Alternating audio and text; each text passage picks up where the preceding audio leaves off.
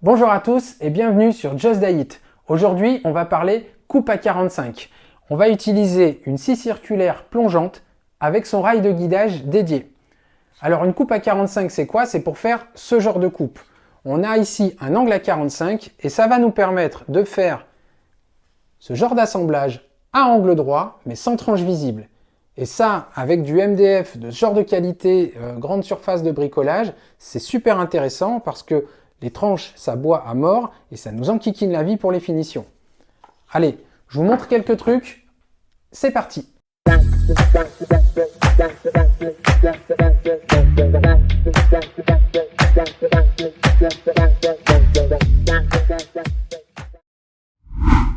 Donc dans cette vidéo, on va parler d'une scie circulaire plongeante. Moi, j'utilise un modèle de la marque Festool. Il n'y a pas de placement de produit. J'ai rien avec Festool. Mais j'utilise donc une TS55 REBQ. Bon, c'est un modèle super connu. Il y a plein d'autres marques qui font des scies circulaires plongeantes. Vous en avez chez Bosch, vous en avez chez DeWalt, vous en avez chez Makita et vous en avez même chez Parkside. Donc il y en a pour tous les goûts. Une scie circulaire plongeante, qu'est-ce que c'est? Une scie circulaire plongeante, elle a sa lame dans le carter. C'est-à-dire que au repos, si je puis dire comme ça, il n'y a rien qui dépasse. Quand on veut faire une coupe, il faut plonger la lame. C'est pour ça qu'on appelle ça une scie circulaire plongeante. Ici, on a une gâchette pour allumer le moteur et ici, pour déverrouiller la plongée de la lame. Une fois qu'on relâche tout, la lame remonte et c'est super sécuritaire. Ce qui va être intéressant avec ces scies circulaires plongeantes, c'est qu'on peut régler la profondeur de coupe. Vous voyez ici, il y a une petite gâchette et on peut se mettre exactement à la hauteur désirée pour régler la coupe. Ici, au maximum, on va descendre sans le rail à 55 mm et avec le rail à 50 mm. On voit, il y a deux curseurs pour compenser l'épaisseur du rail si on l'utilise avec et sans. Mais très franchement, cette scie-là, je m'en suis jamais servi sans son rail. Alors ce qui va nous intéresser également aujourd'hui, c'est qu'on peut régler l'inclinaison de la lame. Donc on voit ici qu'on a un réglage possible avec une amplitude qui va de -1 degré à 47 degrés. Nous, ce qui nous intéresse aujourd'hui, c'est le 45 degrés, mais on peut faire d'autres angles si on a besoin. Je m'en suis notamment servi sur le projet Shockwave sur justdiet.com. Je vous invite à aller le voir. Il y a une séparation interne entre les haut-parleurs, tout est en angle et ça a été super pratique pour moi. Cette scie, on va s'en servir sur son rail de guidage. Donc on va la placer dessus. Ici, j'ai sorti le rail FS 800. Donc c'est un 800 mm, c'est pour la vidéo. J'ai également un rail de 1400 et je peux les assembler. Donc il y a des petites pattes d'assemblage et je pourrais aller jusqu'à 2,20 m. Il existe d'autres rails et on peut les assembler à l'infini si on le veut. Donc une fois la scie posée sur son rail, elle glisse dessus toute seule. Et on est guidé, c'est-à-dire qu'on coupe droit. Si vous regardez bien sur le rail, on va essayer de zoomer un petit peu, il y a ici un pare-éclat. Quand il est neuf, on le coupe avec la lame à la première coupe et il est réglé parfaitement sur le trait de coupe de la lame adapté à notre scie. Avec ce rail, on peut également utiliser des serre-joints adaptés. On voit ici, c'est un modèle à crémaillère, mais il existe des modèles à visser. Et cette petite patte ici va rentrer dans l'encoche ici du rail. Et ça va permettre, une fois que c'est rentré dans le rail, de venir presser la planche qu'on est en train de couper et de serrer. Ainsi, le rail ne bouge plus. Après, en dessous, il y a des petits patins antidérapants en caoutchouc et c'est déjà plutôt stable. Mais moi, je préfère toujours mettre un serre-joint, au moins on est sûr que ça ne bouge pas. Alors ce serre-joint, je m'en sers également sur l'établi. C'est pour ça qu'il y a les petits trous sur mon établi. Je peux rentrer le serre-joint dans l'établi, je le place et on bloque. Et là, ça ne bouge plus. C'est le même principe quand il est coincé dans le rail. Alors pour régler l'inclinaison, c'est très simple. On va utiliser la molette ici, il y en a une deuxième à l'arrière de la machine. on les dévisse et on va incliner la machine. Vous avez un petit curseur ici qui vous permet de régler l'angle choisi. Si je resserre au moins celle-ci, je vais vous montrer déjà le premier problème qu'on va avoir si on veut faire une coupe à 45 comme ça. La scie, elle n'est pas stable sur son support et il faut la tenir correctement. Donc là, elle tient à peine.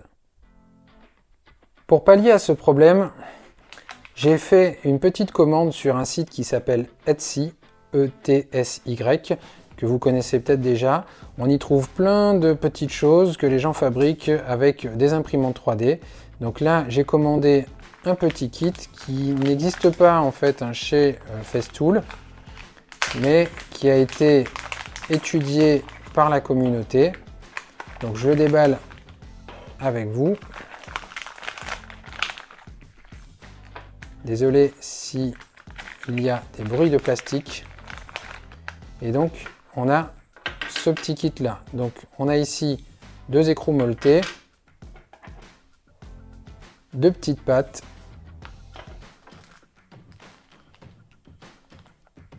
et ici de quoi visser tout ça. Si on se place sous la machine, on remarque qu'ici c'est pour le rail de guidage. On a ici des petits réglages excentriques pour bien plaquer la scie contre le rail de guidage et qu'il n'y ait pas de jeu. Mais ce qui nous intéresse pour le petit kit que je viens de vous présenter, c'est que là, on peut y glisser nos vis.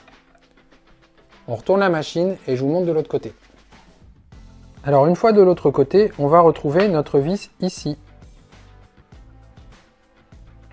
Et on va pouvoir venir y fixer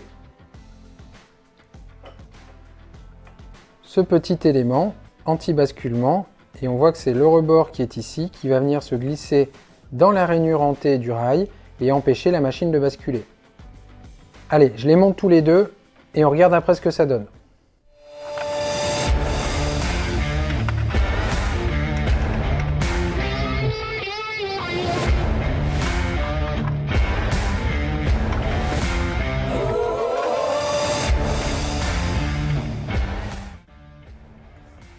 Donc maintenant que c'est bien serré, il ne faut pas oublier de venir placer le dispositif anti-basculement embuté pour qu'il vienne bien s'encastrer dans le rail. On va faire pareil de l'autre côté. Et cette fois-ci, on sera bon. On va pouvoir passer au réglage de la machine. Donc on dévisse ici. Et on va pouvoir basculer la machine, régler l'angle. Mais on voit qu'une fois qu'on a réglé notre angle et que la machine est complètement basculée, elle est solidaire du rail. Et une fois que le rail est maintenu, il n'y a plus rien qui bouge. Alors maintenant, on est presque prêt à faire la première coupe à 45. Il nous manque une dernière chose qui pour moi peut être optionnelle, mais si on a de quoi le faire, je pense que c'est bien de le faire. On peut calibrer l'angle de la machine. Donc pour ceci, je peux utiliser un petit appareil comme ça. Je vais le mettre sur mon support. On va se rapprocher. Je fais le 0. Alors, je l'ai mal fait. Je fais le 0. Et ensuite, je peux me mettre ici. Alors, on pourrait se mettre sur le carter. Là, on voit qu'on est quasiment à 90. Mais le carter, c'est pas la lame. Si on veut se mettre sur la lame, j'ai un petit emplacement ici. Et on voit que là, je suis quasiment à 90. Voilà, ça change de sens dès qu'on est à 90. Donc, ça se joue à pas grand-chose. Là, on est à 90 sur notre lame par rapport au support sur lequel est posé le rail. Donc maintenant, je vais remettre à 0 en partant de la lame. On est à 0 et on va pouvoir basculer notre scie pour se mettre exactement à 45 degrés.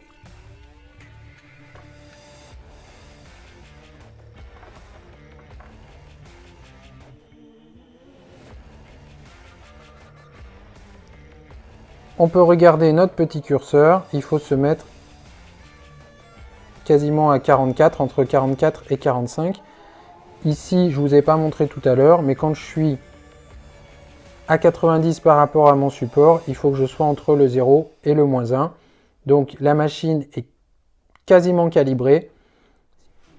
Alors, vous pensiez être prêt pour vos premières coupes à 45 ? Il nous reste quelques petites choses à dire. Une scie plongeante, comme ça s'utilise avec un aspirateur. Ça dégage à mort de poussière. Donc, pour vous protéger, mettez l'aspirateur. On peut le brancher comme ça.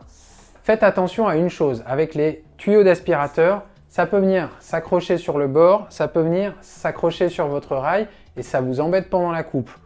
Festool, ils font des tuyaux lisses avec une gaine. C'est mieux, mais c'est pas terrible non plus. Petite astuce, on glisse le tuyau autour du cou et ainsi, pendant votre coupe, tout vous suit et il n'y a rien qui s'accroche. Vous faites pareil avec le câble. Hein. Moi, j'ai une machine filaire, il y a un câble plug-it, on le met autour du cou avec le tuyau.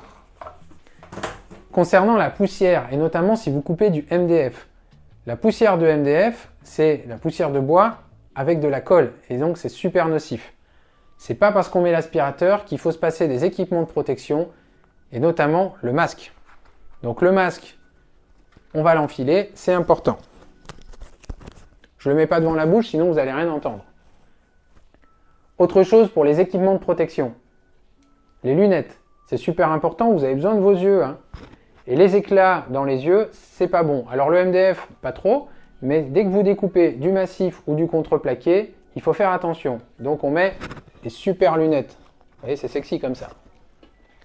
Dernière chose, vous fabriquez des enceintes, ça veut dire que vous êtes un audiophile ou vous aimez le home cinéma, vous avez donc besoin de vos yeux, mais vous avez besoin de vos oreilles.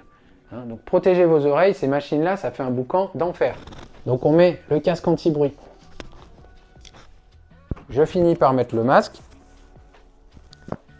Et ainsi, comme ça, je peux le dire.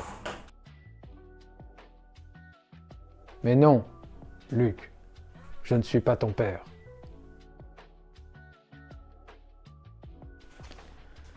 Bon voilà, j'ai tout retiré, hein, je vous rassure, j'ai pas pété un câble. La vidéo, elle touche à sa fin. Je vous remercie tous de m'avoir suivi jusque-là. Je remercie ceux qui sont déjà abonnés à la chaîne. Je vais remercier aussi ceux qui vont le faire aujourd'hui. Et puis, je vous dis à bientôt.